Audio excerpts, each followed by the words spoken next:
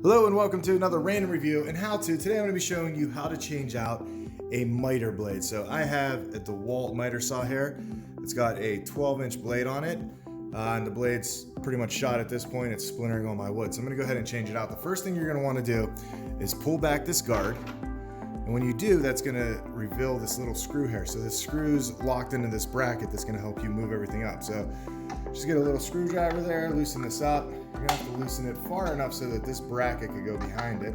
I'm going to go ahead and do that. And then once you're far enough, this slides up. And then that reveals the little bolt there. And this will actually grab on to what you do. Now, remember with your miter saw, it spins one way. So you're actually going opposite direction of what you need to loosen it. So we're righty-tighty, we're actually backwards here. So I already loosened this, but just go ahead and grab crescent wrench or channel locks, anything you can to loosen this piece up. On the back here, there's a button, which you can't see, but you'll see it on yours. There's a button in the back, you push that down, and when you have that activated, it actually locks the, it's gonna lock everything in place here. Once it grabs on, I think I already loosened mine too much. When you hit that button though, it will lock your blade, and that's going to allow you to actually twist this and loosen this. So once you loosen that, go ahead and pull that screw all the way out. And you want to make a note, if you haven't done this before, make a note of which way your teeth are going. So it's going to be the, the shiniest part. It's not going to be the red side that are coming out. So you got two pieces there to come out. Make sure you set those aside and don't lose them. And then go ahead and pull your blade out. And now I'm just replacing my blade with the same blade. I'm going to go ahead and put it on there. And you see there's a little recessed circle there that you can set that on. You're going to go ahead and put your lock on and then put this back in there and screw it in. So that's as easy as it is to change your miter saw blade. If you're having trouble getting your screw on, see, I already made my mistake there. Reverse the thread. So I'm going to go lefty-tighty.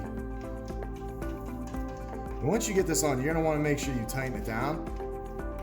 But as tight as you go, once the blade starts going, it's really going to lock everything in. It's going to tighten it. That's what this piece is for. It's going to tighten everything on its own.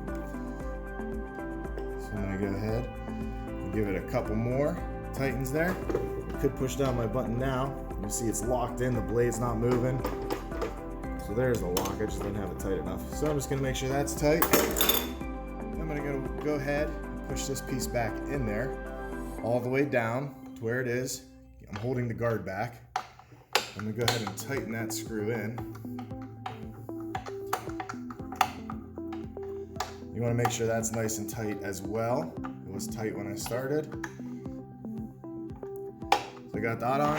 My guard goes down and I'm ready to cut. So it's as easy as it is there to change your miter blade saw. I'm using a Diablo 12-inch. It's a wood cutting, and it's all I cut with this really is wood. So if you like what you saw here, make sure you hit that subscribe button. If you have any questions, go ahead and drop them in the comments below. That helps everybody. These blades you can find at Home Depot for about $40. I'll put a link below. I'm sure Amazon has them. So if you want to buy them from Amazon, I'll put it there. That helps me. It helps you.